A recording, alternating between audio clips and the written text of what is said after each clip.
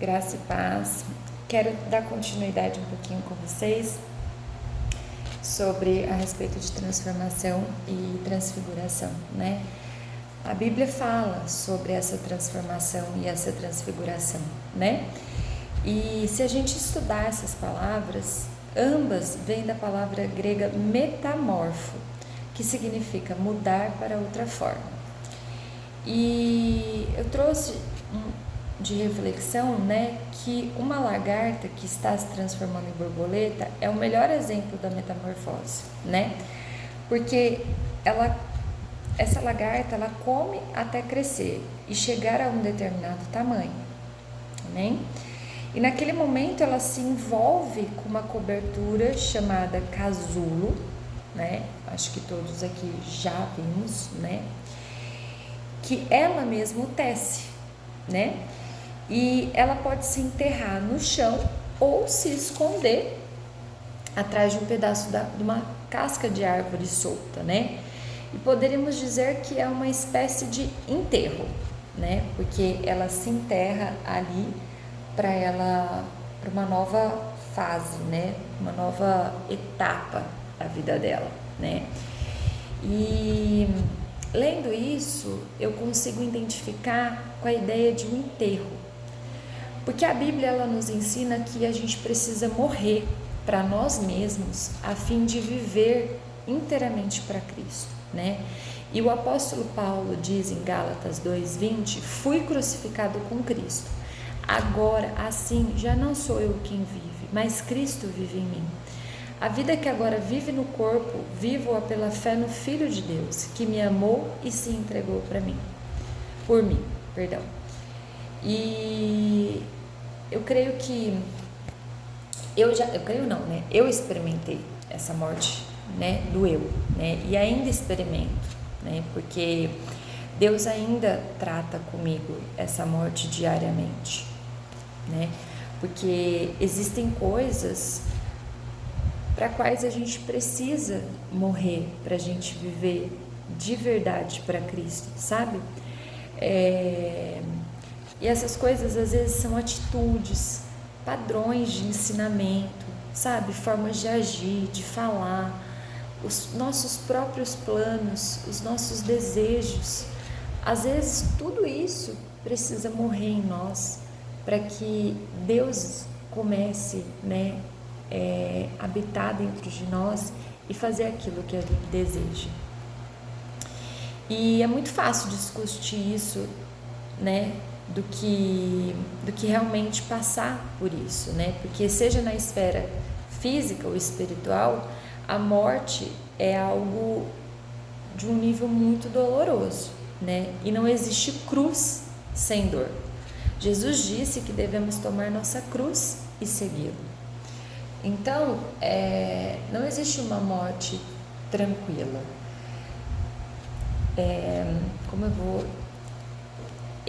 Quando eu fui batizada, né, eu já falei isso, eu comecei a viver realmente para Cristo faz 5 anos.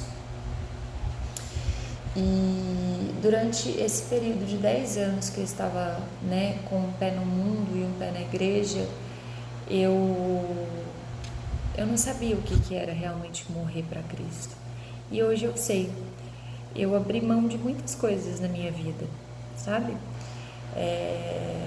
Coisas que me traziam uma felicidade momentânea, passageira, né? Que eu achava que era uma felicidade. E hoje eu tenho a plena certeza de que não era, né? Então, eu abri mão de muitas coisas para viver para Cristo.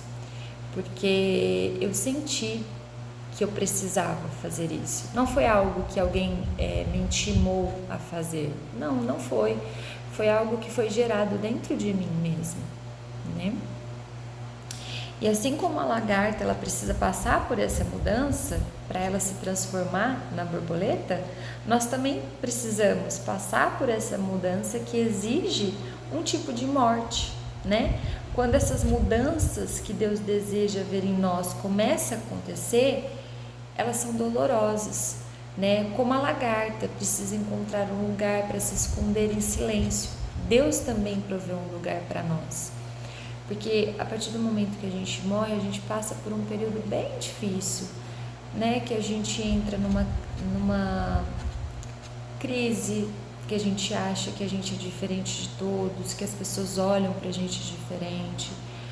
Então, Deus, ele nos gera anos de silêncio, né?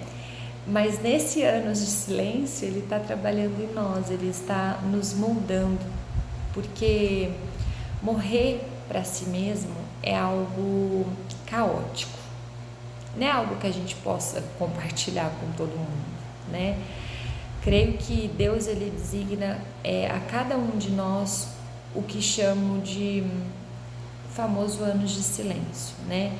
E esses anos, ele representa o tempo em que Deus nos mantém escondidos e ele está fazendo uma grande obra em nós, né? Está nos transformando a sua imagem para que possamos viver para a sua glória, né? E olha como isso é grandioso, né? Porque à medida que a gente vai estudando a Bíblia, a gente aprende que homens e mulheres a quem Deus usou grandemente teve que passar por alguns anos de silêncio. E esse foi um período, né, nas suas vidas em que Deus pareceu escondê-los enquanto trabalhava neles e fazia a mudança no seu caráter que eram necessárias para a sua futura missão. Então eles entram nesse período de uma maneira e saem totalmente transformados. E isso é o que acontece em nós também. Quando nós aceitamos a Cristo, a gente passa por um período de silêncio, né? Até a gente se compreender daquilo que nós estamos vivendo e precisamos viver, morrer naquilo que o mundo nos dá, né? E gera algo em nós que nos entristece, né?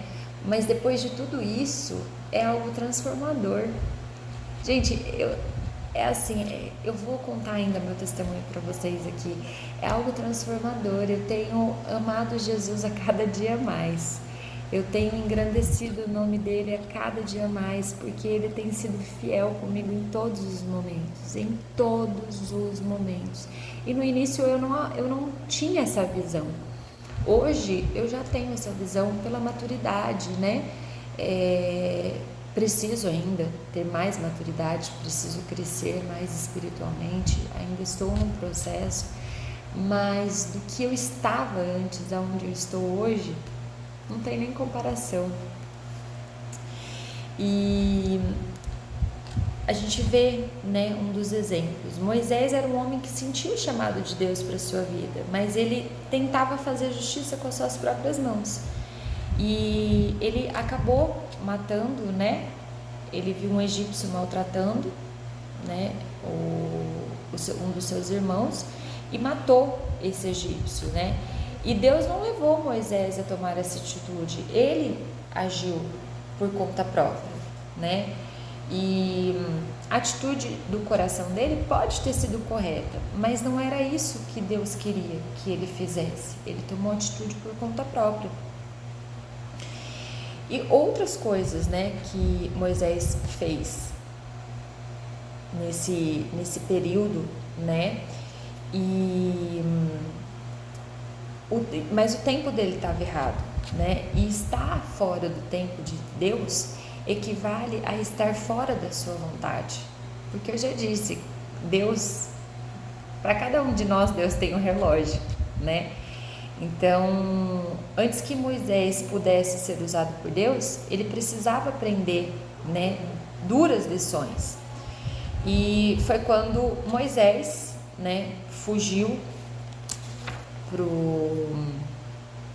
passou ali, né, 40 anos ali, e Deus também não pediu que ele fizesse isso, mas foi necessário, né, que ele fizesse isso, porque ele era muito confiante, muito cheio de si, né? E Deus, ele mostrou, né?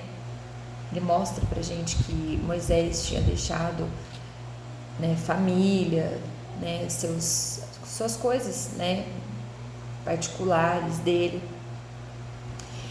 E ele era autoconfiante, seguro de si mesmo, né? O senhor das atitudes.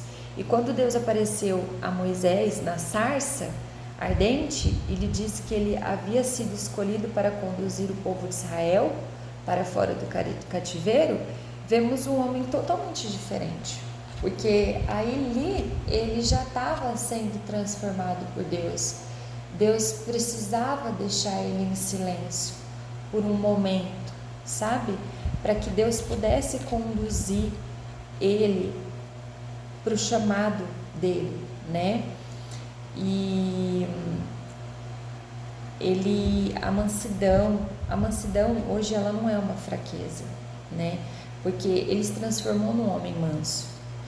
E a força é uma força, né? E ele tinha uma força anteriormente, mas ele não era controlado, né?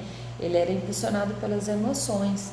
E hoje, né, ele se tornou naquela época um homem diferente, né? Ele era forte, mas não se movia mais pela sua força, né? Ele se movia somente por trás do que Deus estava nas suas ações, né?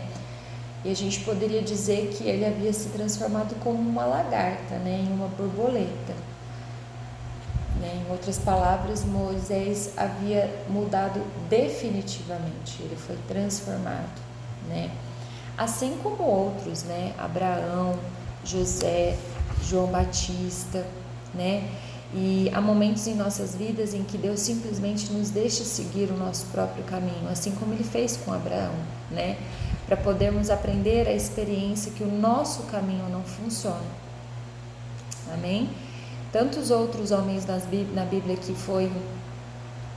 que Deus deixou seguir pelo próprio caminho, mas para que ele aprendesse que não adianta agir pela própria força, não adianta, né, agir por nós mesmos, né? E sofreram, né, muitos, né, durante anos, ficaram confusos, frustrados, né? E nós mesmos passamos por isso quando a gente age pelos nossos caminhos, né? Então, que a gente possa ser transformado, assim como a lagarta se transforma na borboleta, né? Que a gente possa mudar essa forma da gente agir, né? Porque eu suponho que esse seja o motivo pelo qual Deus esconde certas coisas de nós e nos dá a graça para cada uma delas à medida que passamos por ela, ou seja, a cada nível que nós vamos tendo ali com o Senhor, Ele vai nos dando a graça, né? À medida que nós somos merecedores daquilo, né?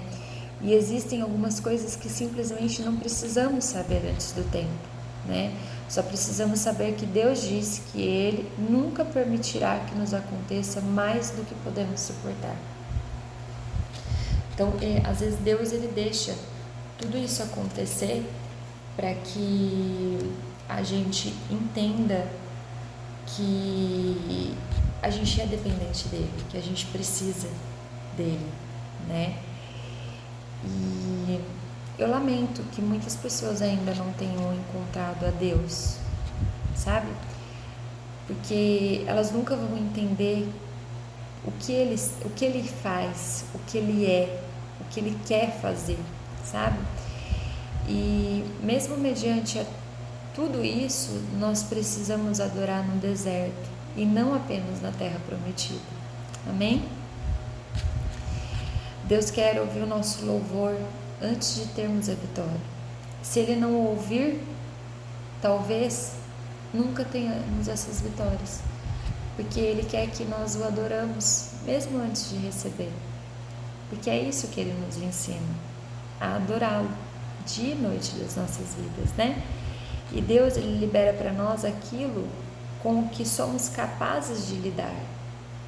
Ele nunca dá a mais e nem a menos. Ele nos dá a medida do que Ele sabe que somos capazes de lidar com cada situação, com cada circunstância, né? E existe um descanso em Deus, né?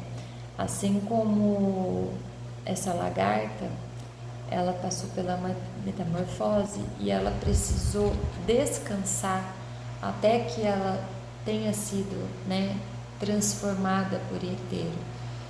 E nesse período ela ficou no silêncio. Deus cuidou dela até que ela virasse uma borboleta, né?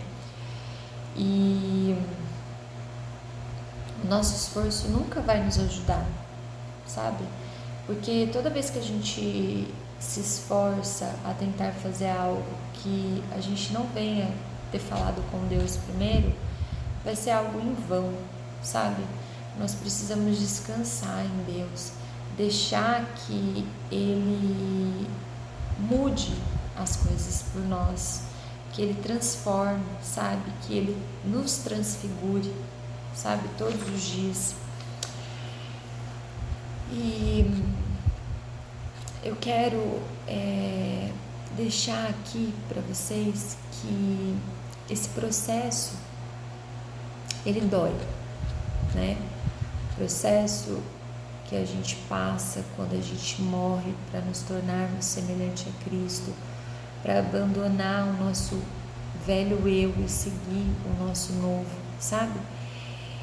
Mas deixa Deus realizar o que Ele precisa e deseja fazer em mim e em você, porque você vai ver que não existe nada melhor nessa vida do que deixar Deus agir nas nossas vidas, porque é isso que Ele quer, sabe? É isso que Ele deseja de nós, que nós deixamos Ele agir nas nossas vidas, sabe? E a resposta para os nossos problemas, seja qual for ele, não é a preocupação, mas sim a adoração. E novamente eu friso que toda emoção, todo sentimento, toda preocupação gera uma oração. E essa oração é adoração, é arrependimento, é nos prostrarmos diante do Senhor, é levantarmos as nossas mãos, é sermos aquilo que o Senhor deseja de nós e não sermos crentes contidos, é sermos o que o Senhor deseja de nós, sabe? E comece a adorar a Deus por quem Ele é, sabe? Pela sua bondade, pela sua liberada, sabe? Pela sua bondade liberada em nossas vidas, sabe? E sempre lembrar que a batalha pertence ao Senhor e não mais a nós. Amém? Deus abençoe cada um de vocês.